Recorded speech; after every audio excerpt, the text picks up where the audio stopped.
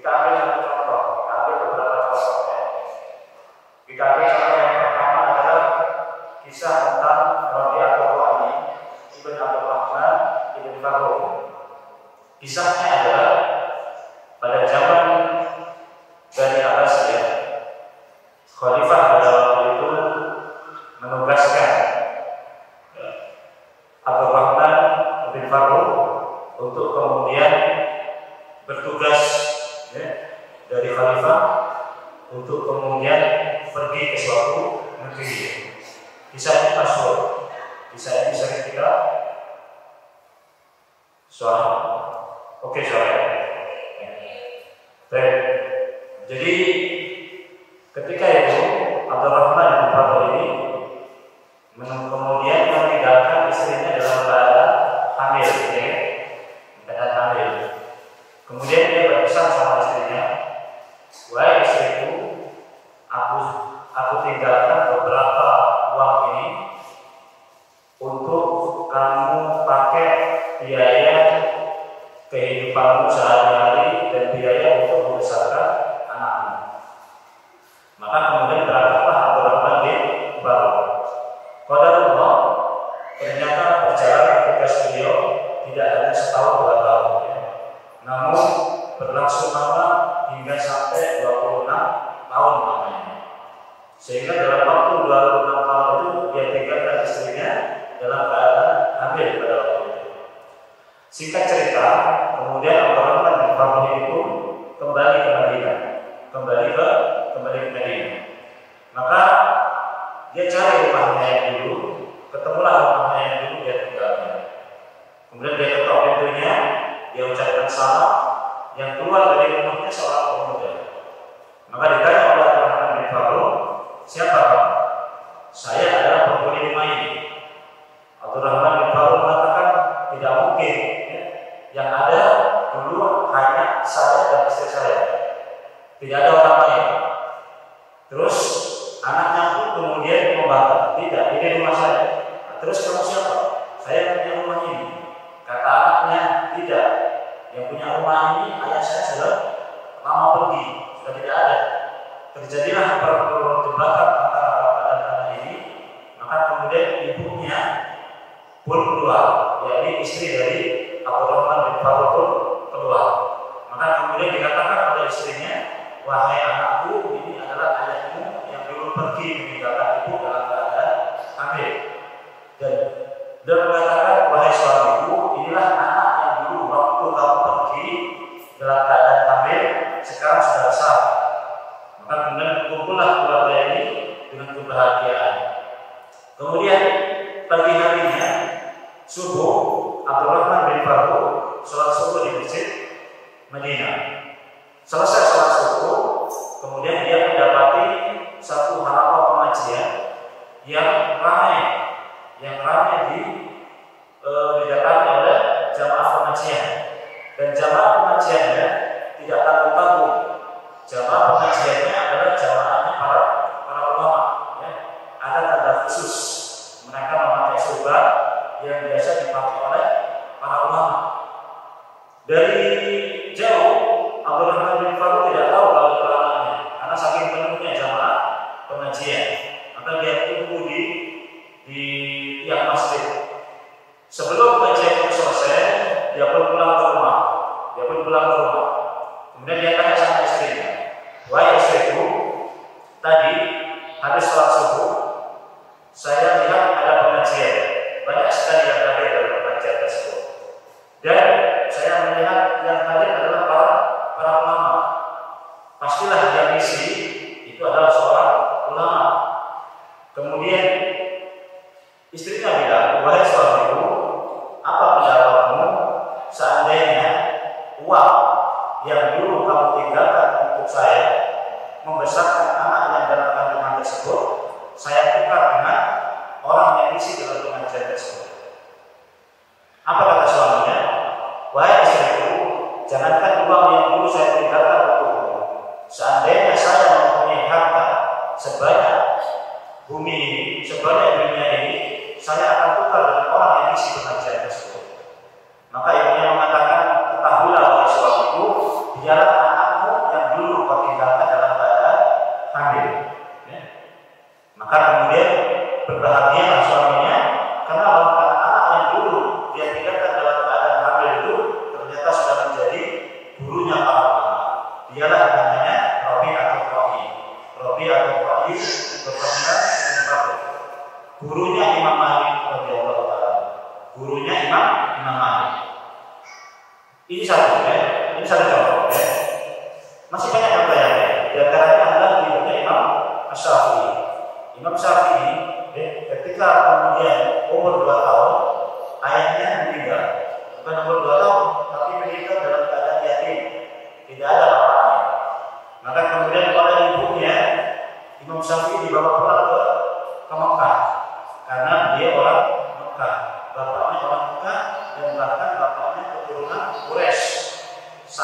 nasabnya nyambung kepada Nabi Shallallahu Alaihi Wasallam.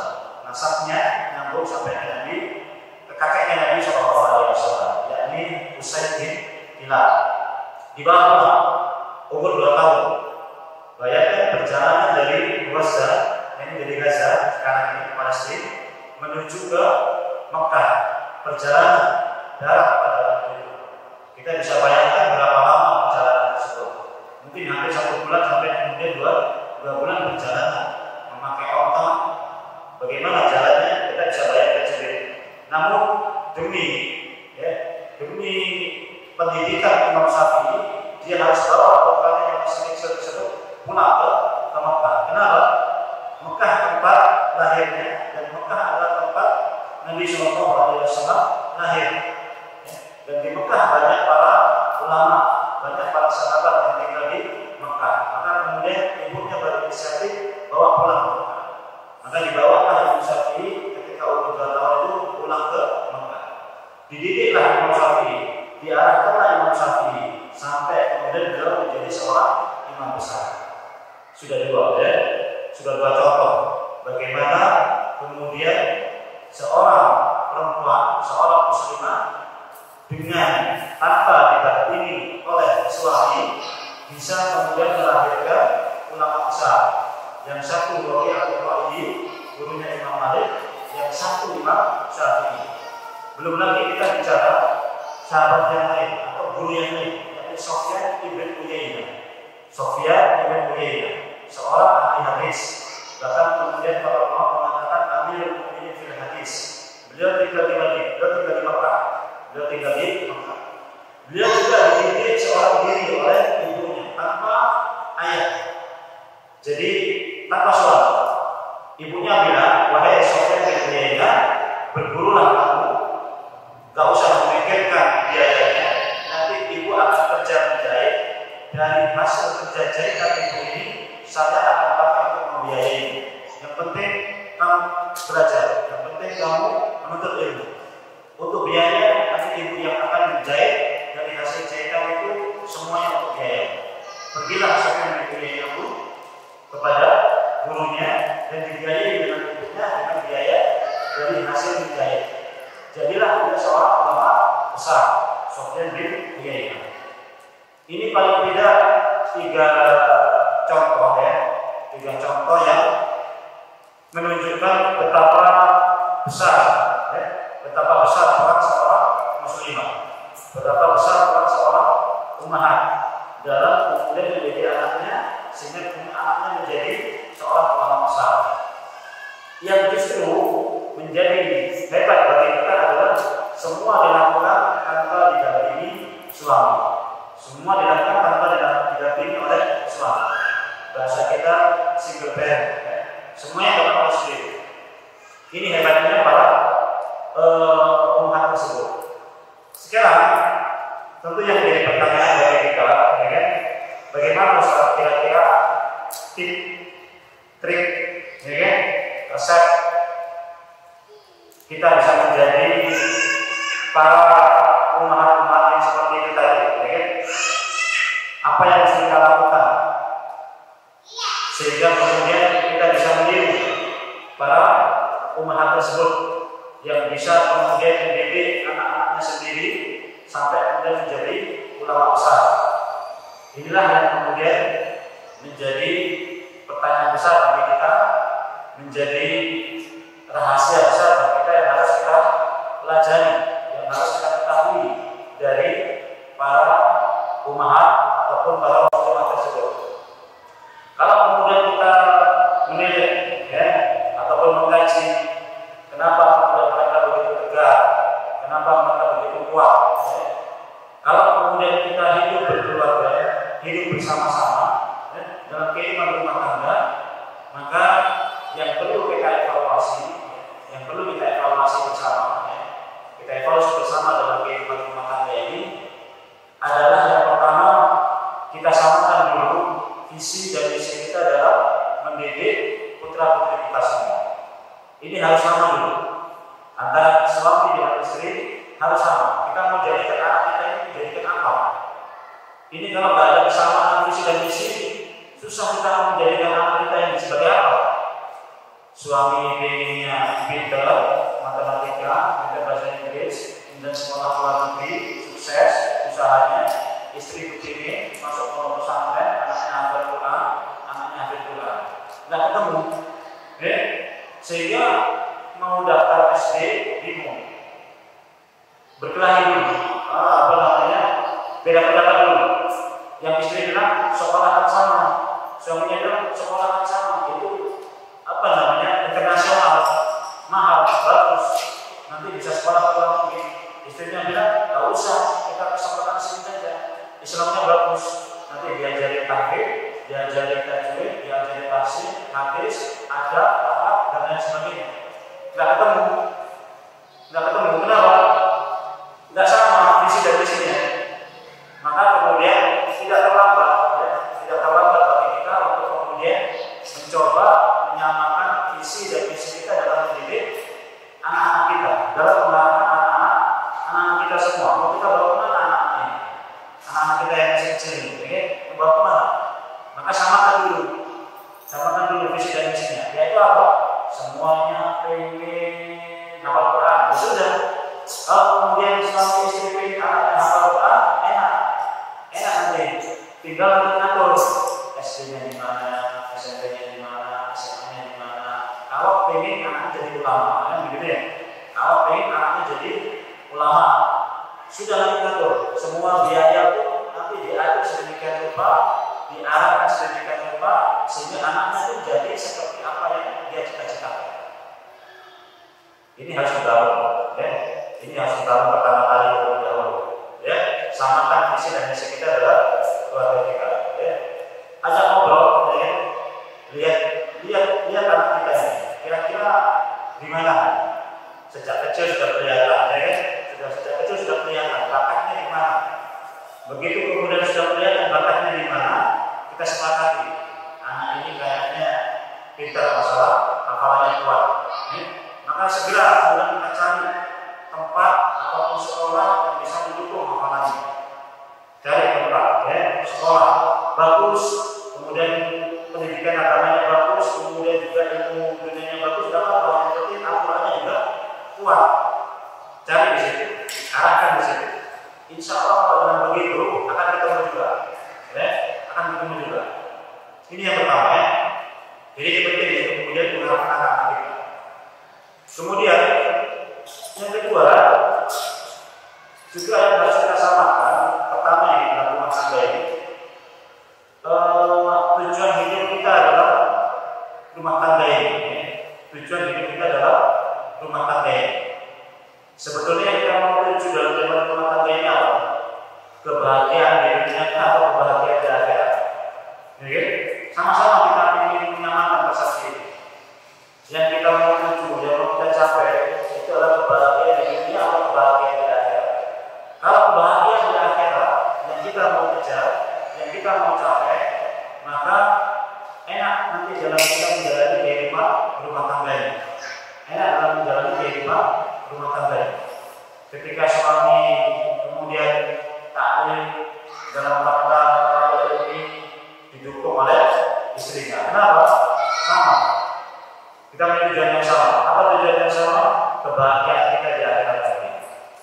Ketika kemudian seorang suami bekerja, kemudian sebagai hasil kerjanya dilimpahkan, disumbangkan untuk pondok pesantren, disumbangkan untuk pembangunan masjid, dakwah dan sebagainya, istrinya mendukung dan sebagainya, tidak ada masalah.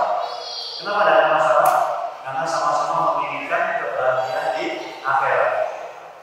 Sehingga kemudian yang terjadi adalah saling mendukung antara suami dan istri. Yang penting adalah ketaatan kepada Allah Subhanahu wa Ta'ala. Kenapa? Karena tujuannya akhirat. Karena tujuannya surga. Siapa yang tidak ingin kalau kemudian semuanya kumpul di surga? Ya, semuanya tentu ingin. Apakah kemudian bisa seorang suami dan istri kumpul di surga? Bisa.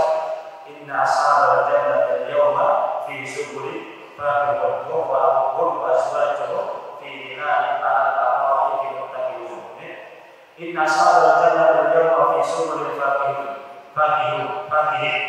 Sesungguhnya nanti di surga itu para penduduk surga ini sibuk hum wa azwajuhum fi dhilalin 'ala al-ara'iki muttaqiun.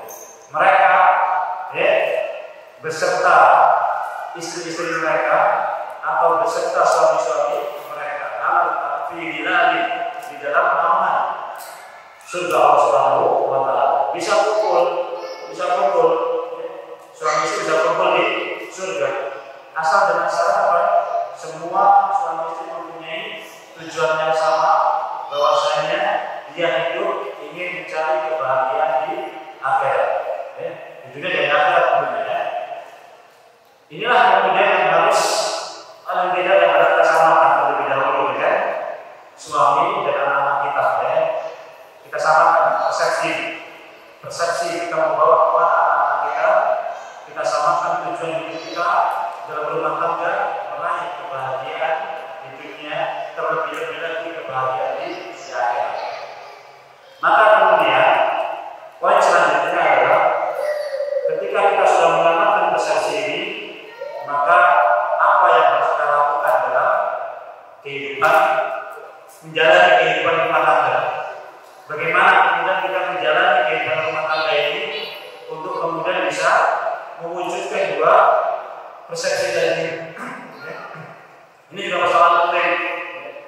Visi misi sudah kita samakan, persepsi sudah kita samakan. Namun kita tidak tahu apa yang harus kita lakukan dalam kehidupan rumah tangga ini.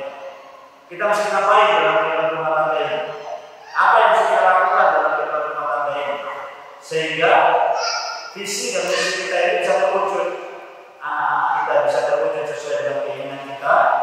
Di akhirat nanti kita bisa terwujud keinginan kita, dikumpulkan, dipertemukan oleh Allah Subhanahu wa taala di dalam surga Allah Subhanahu wa taala. Baik, sampai di sini bisa diikuti ya, bisa dipahami ya.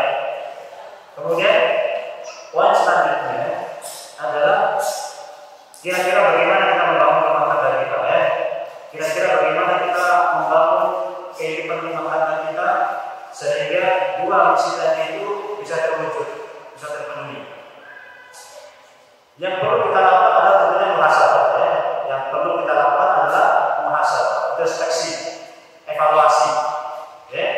Terlambat, tidak ada kata terlambat. Yang kita lakukan muhasabah ini tentu ingin kehidupan rumah tangga kita ini semakin bahagia, kehidupan rumah tangga ini semakin dekat dengan Allah Subhanahu wa taala, dan kita bermimpi di akhir kehidupan rumah tangga kita semua bisa kumpul di surga Allah Subhanahu wa taala. Itu tentu harapan kita semua. Maka yang perlu kita lakukan evaluasi terus-menerus. Kira-kira apa yang harus kita evaluasi dalam kehidupan rumah tangga kita ini? Sebab kalau kita nggak evaluasi, bisa jadi nanti terjadi masalah dalam rumah tangga, terjadi pertikaian dalam rumah tangga, bahkan kemudian apabila terjadi perpecahan, perpisahan dalam rumah tangga, bisa saja terjadi. Orang yang kemudian membangun rumah tangga sudah berjalan 20 tahun, bisa ada seperti itu, ada. Sebabnya kenapa? Ya ibu tahu lah sebabnya kadang-kadang sebabnya itu lah Ada seperti itu, sudah nikah 15 tahun, sudah nikah 20 tahun, terjadi bisa ada seperti itu. Nah kita kan tidak ingin seperti itu. Masa kemudian kita sudah membangun rumah tangga 15 tahun, 20 tahun berujung dengan perpisahan, sangat tidak menyenangkan. Tapi kita ingin bagaimana kemudian tahun demi tahun masa yang kita lalui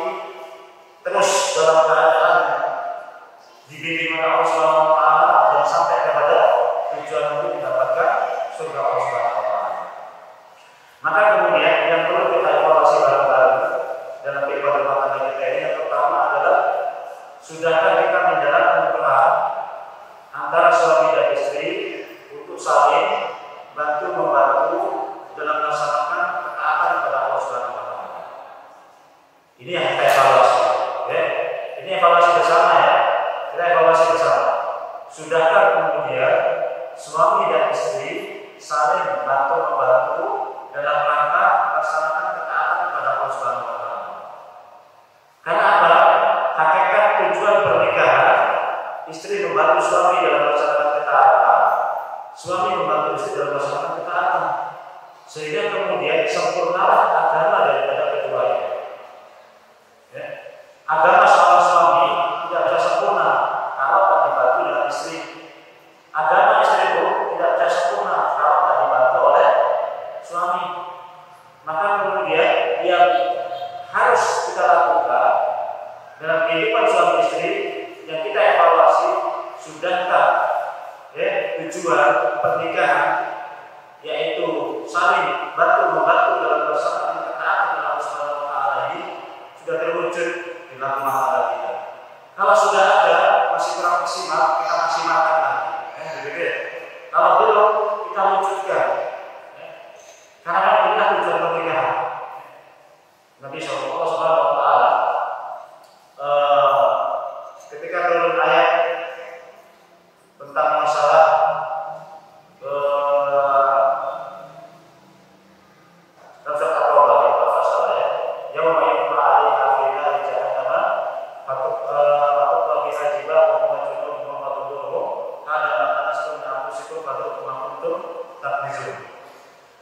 yaitu tentang orang-orang yang kemudian tidak menginfakkan sebagian hartanya atau tidak menginfakkan emas dan perak yang dia miliki. Ya. Jadi ada sebagian kemudian orang yang kemudian tidak menginfakkan hartanya, emas dan peraknya. Kemudian Allah Subhanahu wa taala katakan apa? Fabasyirhum bi'adzabin alim. Maka katakanlah kepada mereka tentang adab yang pedih. Yauma yuqma 'alaina fi nari jahannam wa tuqwa biha jibahuhum wa junubuhum wa dhuhuruhum. Nanti emas dan perak itu akan disetrikakan di dahi mereka, disetrikakan di lambung mereka, dan disetrikakan di punggung mereka. Emas dan perak yang tidak mereka infakkan di jalan Allah Subhanahu wa taala. Ayat turun, maka kemudian para sahabat Nabi dan para sahabat Rasulullah SAW mengatakan tabban lil dhahab, tabban lil fiddah. Celaka emas, celaka perak. Celaka emas, celaka perak, kata Nabi SAW. Maka kemudian para sahabat pun bingung, berembuk, ya Rasulullah, celaka emas, celaka perak. Bagaimana ya Rasulullah? Sedangkan kita hidup sekarang ini pakai uang emas, pakai uang perak, ini kan? Dinar, dirham, pakai uang emas, pakai uang perak ya Rasulullah. Bagaimana kalau kemudian uang emas dan perak itu celaka ya Rasulullah? Rasulullah mengatakan apa? Emas dan perak itu akan celaka kalau kemudian tidak diiringi lisanan dakiran, wa qalban sakiran, wa zawjatan tu'inu ala amri dinihi dan masalah.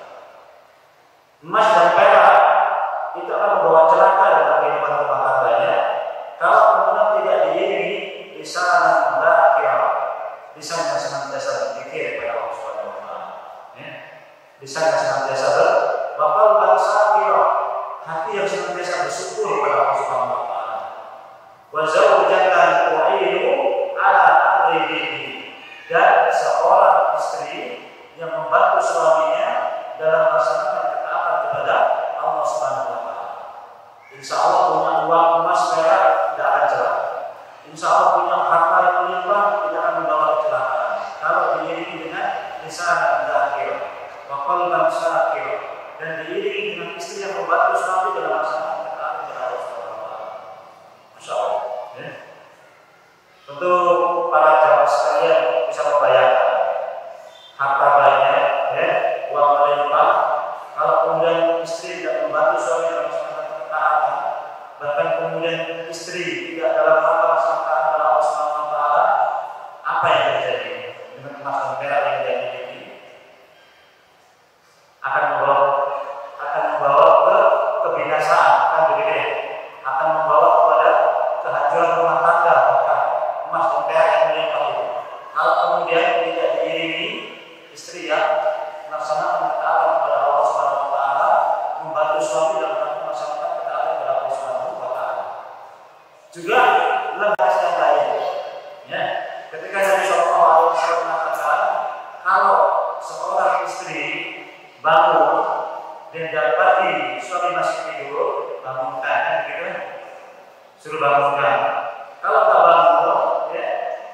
basahi dengan air depannya, kan begitu, supaya dia bangun. Kalau sudah bangun, ajak sholat bareng, dia jadi imam, istri jadi makmum. Pun sebaliknya, perintahnya kalau suami bangun terlebih dahulu, istri masih tidur, bangunkan. Kalau belum bangun, perciki air. Kemudian kalau sudah bangun, baru ajak sholat bareng.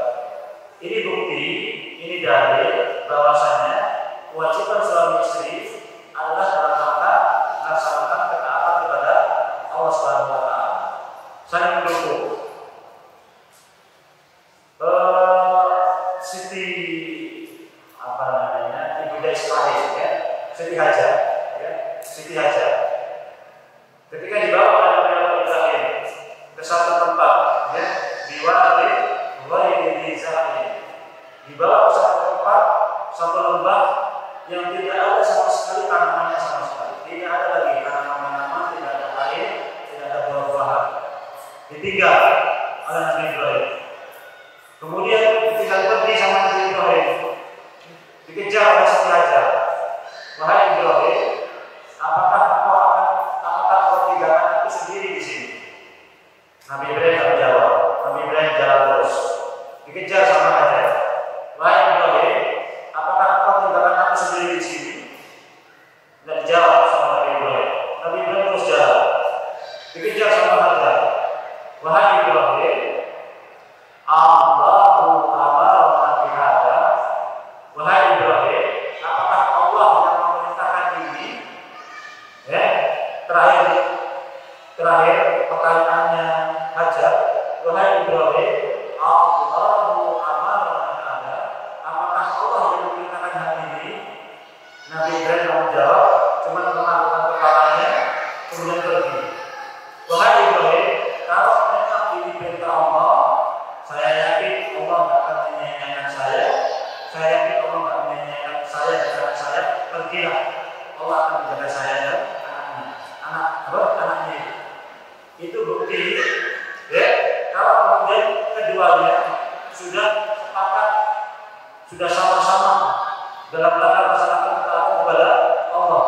Nabi Ibrahim melaksanakan perintah Allah, dilaksanakan perintah tersebut. Kemudian Hajar yang ditinggalkan karena perintah Allah dihukum, tidak memberatkan suaminya. Tidak kemudian Hajar mengatakan, wahai Ibrahim, tegaklah engkau meninggalkan aku sendiri di sini. Sungguh, engkau suami yang tidak punya perasaan, engkau suami yang tidak punya hati. Tega betul meninggalkan aku sendiri di sini. Tidak ada makanan, tidak ada minuman, tidak ada uang, tidak ada apa, tidak ada rumah, tidak ada apa. Tidak. Hajar mengatakan demikian. Hajar mengatakan, wahai Ibrahim, kalau ini perintah Allah, Allah tidak akan menyanyiakan kamu. Pergilah. Subhanallah. Ini memang karakter seorang umat yang betul-betul yakin kalau melaksanakan perintah Allah, Allah pasti jaga. Allah pasti jaga. Nah, inilah yang perlu kita evaluasi ya. Sudahkah kemudian dalam kehidupan berumah tangga kita sudah saling mendukung. Istri mau ta'lim, suami bilang tidak apa-apa, pergilah. Kalau saya antarkan, nanti saya jemput. Gerimis hujan, tidak apa-apa, saya antar. Pakai jas hujan. Yang penting Umi bisa ta'lim, bisa ngaji. Itu saling mendukung, saling mendukung. Istri bilang sama suaminya, minta izin apa? Ini saya mau manfaatkan sebagian harta yang saya punya untuk pondok pesantren. Oh, tidak apa-apa, insya Allah kita kasih rezeki lagi sama Umi. Tidak apa-apa. Suaminya pun demikian.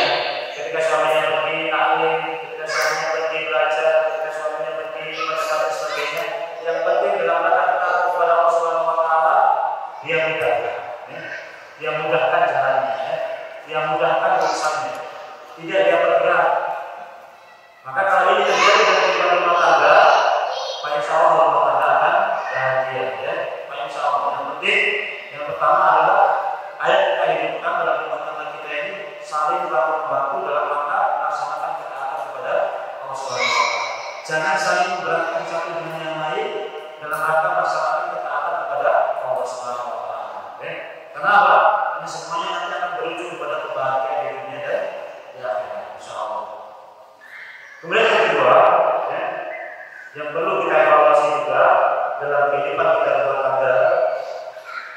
Sudahkah kemudian kita menjalankan fungsi rumah tangga kita ini dalam rangka menutupi, ya, berperan sebagai pakaian, ya, bunda libasul atau libasul kaum. Engkau perempuan pakaian bagi suamimu, suami juga pakaian bagi istri kalian, istrinya, kan begitu. Artinya apa? Tutupilah kekurangan suami itu menutupi kekurangan istri. Insya Allah bahagia kalau rumah tangga kemudian dibangun di atas saling menutupi kekurangan masing-masing. Ya, tidak ada yang sempurna dalam kehidupan kita. Kita sebagai seorang istri juga jangan merasa sudah sempurna melayani suami. Belum, ya, belum bisa kita katakan sempurna tidak. Seorang suami pun juga tidak boleh mengatakan sudah sempurna menjadi seorang suami, juga tidak. Ya. Banyak kekurangan, banyak karakter yang mungkin kurang pas antara suami dengan istri. Banyak, ya. Yang kita nikahi seorang perempuan yang manusia biasa, ya. Banyak kelemahannya yang mungkin waktu kita nikah tidak kelihatan. Ya, waktu kita menikah dulu, mungkin kita tidak jumpai kelemahan itu. Kenapa? Karena mungkin yang nampak pada kita di awal pernikahan semuanya kelebihan semua, ya, semuanya kelebihan. Kalau kita kemudian mau menikah, kita tanya agamanya sudah bagus, ya kan, sudah rajin, sudah ini, pakaiannya juga sudah sesuai dengan sakti dan sebagainya. Itu bagian kecil, tapi begitu kita menjalani kehidupan rumah tangga, barulah kita akan mendapati banyak hal yang kemudian menjadi catatan bagi kita, ya. Oh, ternyata suami saya kok begini, ternyata begini. Suami pun ternyata tidak begitu. Oh, ternyata suami saya, istri saya kok begini, macam-macam. Ya, itu kita jumpai dalam kehidupan rumah tangga. Pasti tidak ada lagi hal seperti itu. Maka kemudian yang kita evaluasi adalah sudahkah kemudian suami menutupi kekurangan istri menutupi kekurangan suami, ya. Ini penting, ya. Ini adalah persoalan penting yang harus dijaga dalam kehidupan rumah tangga. Kemudian selanjutnya, kalau kemudian kita ingin mendapati kehidupan rumah tangga yang bahagia di dunia ini, ya, maka kemudian merujuk kepada Allah Subhanahu wa taala, yakni Allah Subhanahu wa taala berfirman, "Wa man a'rada 'an dzikri fa inna lahu ma'isyatan dhanka wa nahsyuruhu yawmal qiyamati qala lima hasabta li a'ma wa qad kuntu basira qala fadzalika ayatuna fa nasitaha wa kadzalika al-yawma tunsa." Allah berfirman, barang siapa yang berpaling dari peringatanku, wa man a'rada 'an dzikri fa inna lahu ma'isyatan dhanka, maka baginya kehidupan yang sempit. Kayaknya lahu ma'isyatan dhanka wa nahsyuruhu yawmal qiyamati a'ma. Kemudian akan kami kumpulkan dalam keadaan buta. Qala lima hasabta li a'ma, kemudian mereka mengatakan, ya Allah, kenapa kau kumpulkan kami dalam keadaan buta? Waqad kuntu basira, sedangkan dulu kami dalam keadaan melihat. Qala kadzalika atatka ayatuna fa nasitaha wa kadzalika al-yawma tunsa. Demikianlah ketika dulu datang ayat-ayat kami kepada kalian lupakan, sekarang kami lupakan kalian. Mana poinnya? Poinnya adalah wa man a'rada 'an dzikri fa inna lahu ma'isyatan dhanka. Barang siapa yang berpaling dari peringatanku, yakni Al-Quran, maka baginya kehidupan yang sempit dalam kehidupan rumah tangga. Maka selanjutnya yang perlu kita koreksi, yang kita evaluasi, sejauh mana interaksi kita suami dan istri dengan Al-Quran. Ya, sejauh mana ini suami istri interaksinya dengan Al-Quran. Sebab ini membantu bahagia dalam rumah tangga ini. Ini kalau kemudian tidak dibaca, tidak dipelajari, tidak ditadaburi dalam kehidupan rumah tangga,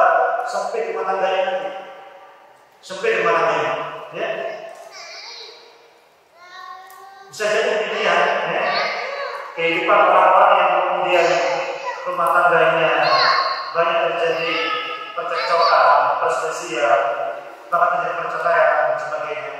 Bisa jadi apa? Al-Qur'annya ini nggak dihidupkan dalam rumah tangganya. Nggak ada interaksi dengan Al-Qur'an. Nah, sementara kita harus evaluasi. Evaluasinya apa? Bagaimana interaksi dengan Al-Qur'an? Bagaimana ini? Sudah saling baca kan Al-Qur'an di rumah kita? Baca. Man qara'a fi kitabillahi falahu bihi hasanatun wal hasanatu bi asyri amsalha. La aqulu alif lam mim harfun walakin alifun harfun wa lam harfun wa mim harfun. Bacalah satu huruf. Man qara'a fi kitabillah, barang siapa yang baca satu huruf saja, falahu bihi hasanatun, maka baginya satu kebaikan. Wal hasanatu bi asyri amsalha, satu kebaikan dibalas dengan 10 kebaikan. La aqulu alif lam mim harfun, tidaklah seseorang mengatakan alif lam mim harfun, walakin alifun harfun, wa lam harfun, wa mim harfun. Tapi alif satu huruf, lam satu huruf, mim satu huruf. Kita baca alif lam mim sudah 30 kebaikan dalam kehidupan kita dalam rumah tangga kita. Tidak sempat, nggak mungkin, ya, nggak mungkin. Maka bagaimana kita melakukannya dalam kehidupan rumah tangga kita? Dahului, ya, dahului aktivitas kita, ya. Dahului aktivitas rumah tangga, semuanya baca Quran, ya. Sudah itu, ya. Dahului aktivitas rumah tangga kita, pertama kali baca Quran, ya. Jangan baca yang lain. Jangan baca yang lain dulu, ya. Baca Quran dulu. Kenapa? Ini Allah, ya. Ini firman-Nya Allah. Kalau firman Allah kita tunda, kita kalah dengan yang lain, nggak berkah, tapi kita selanjutnya kurang berkah. Ya. Maka kalau ingin berkah, aktivitas pertama kali kita adalah baca Quran terlebih dahulu, ya. Suami baca, istri baca, anak-anak baca. Maka insya Allah, ya, dalam kehidupan rumah tangga kita akan dipenuhi keberkahan yang Allah Subhanahu wa Ta'ala. Kenapa? Karena yang kita dahulukan adalah Al-Qur'anul Karim, ya. Sedangkan Al-Qur'an adalah firman Allah Subhanahu wa Ta'ala. Itulah kira-kira yang menjadi sedikit evaluasi dalam kehidupan rumah tangga kita, yang mudah-mudahan ke depan rumah tangga kita menjadi lebih baik daripada yang sebelumnya. Ini sebelumnya, ya. Hari ini sudah baik, kita pengen menjadi lebih baik lagi, ya. Masih banyak waktu, insya Allah, ya. Masih belum terlambat, meskipun anak-anak sudah besar, ya, belum terlambat, ya. Sebab terkadang masalah bisa terjadi kapan saja, ya. Masalah bisa terjadi kapan saja. Kalau kemudian kita tidak melakukan setiap hari, ya, maka masalah yang timbul akan kemudian masalah kecil, terkadang masalah sepele, masalah kecil, terkadang akan menimbulkan masalah yang besar dalam kehidupan rumah tangga kita. Kalau kita tidak adakan evaluasi, tapi kalau kita evaluasi setiap hari, ya, evaluasi terus, ya, setiap hari, maka insya Allah kehidupan rumah tangga kita akan semakin lebih baik daripada yang sebelumnya, ya. Kurang lebih inilah kira-kira evaluasi yang bisa kita lakukan, ya, yaitu evaluasi saling mengingatkan dalam ketaatan kepada Allah Subhanahu wa Ta'ala, saling menguatkan. Kemudian yang kedua, evaluasi saling menutupi kekurangan antara suami dan istri. Yang ketiga, saling evaluasi tentang interaksi dengan Al-Qur'anul Karim, ya. Interaksi dengan Al-Quran. Karena dengan tiga ini, Pak insya Allah akan membawa kebahagiaan. Ada lagi juga, ya, kalau mungkin bisa dievaluasi juga, adalah firman Allah Subhanahu wa Ta'ala, "Amila salihah min dzakarin aw unsa wa huwa mu'minun falanuhyiyannahu hayatan thayyibah wa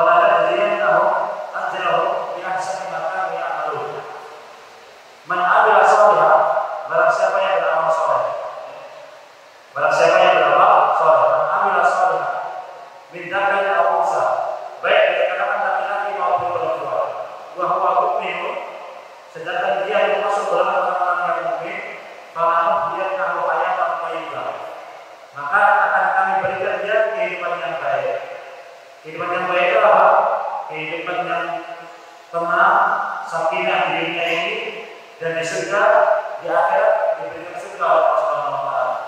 Apa rahasianya? Wa amila sholihah. Ya, minta kali al-unsa, baik laki-laki maupun perempuan.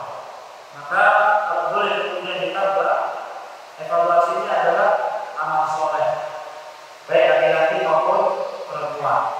Maka kemudian banyak amal soleh, banyak amal soleh, banyak amal soleh, baik laki-laki maupun perempuan. Sebab jadi saya dapat cerita masjid ini pun dibangun oleh seorang satu keluarga, satu keluarga.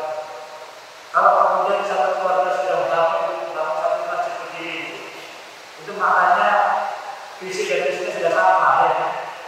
Visi dan misinya sudah sama. Apa? Akhirat tujuannya.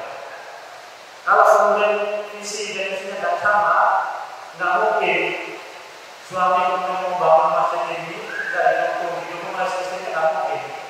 Tapi kalau kemudian satu keluarga membangun masjid ini dan satu keluarga sudah punya visi dan misinya sama dalam rumah tangga, apa? Nggak usah kita amal soleh saja yang banyak, ya, supaya kita amal soleh kita nanti bermanfaat bagi kita di akhirat nanti. Dan Allah pasti kasih kehidupan kita yang baik dalam kehidupan dunia ini dengan amal soleh ini. Nah, itu saya rasa contoh, ya, saya rasa contoh sampai kemudian bisa terbangun seperti ini. Ya. Di zaman sahabat juga demikian, ya. Zaman sahabat juga demikian.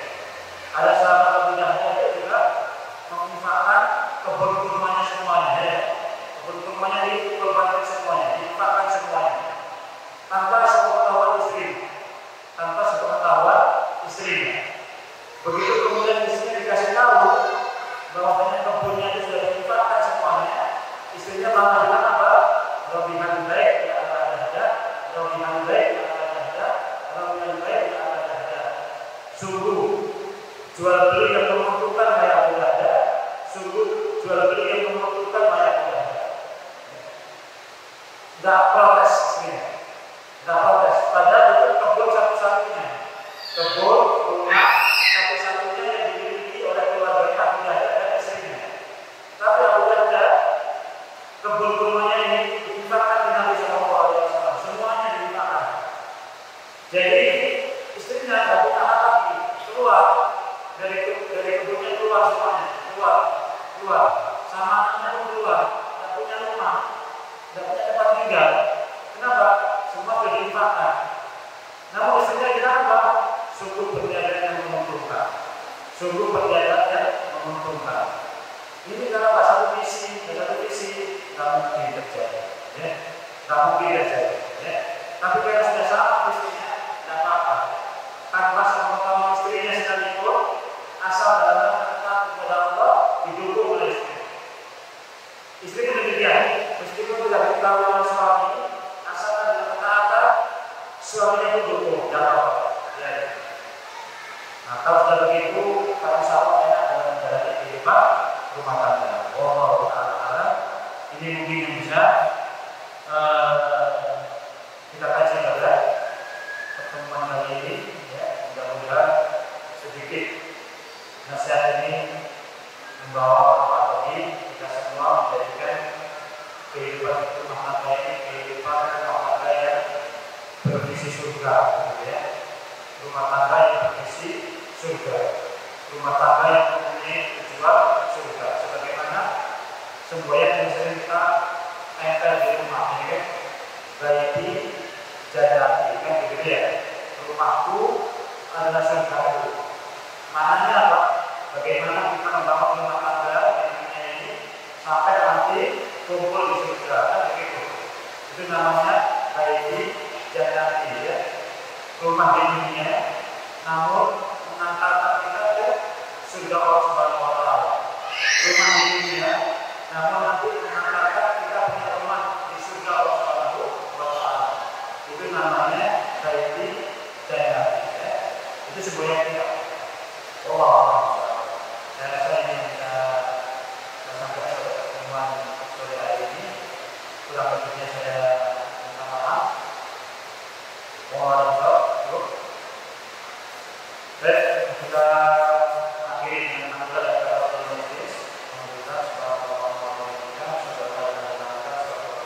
Oke.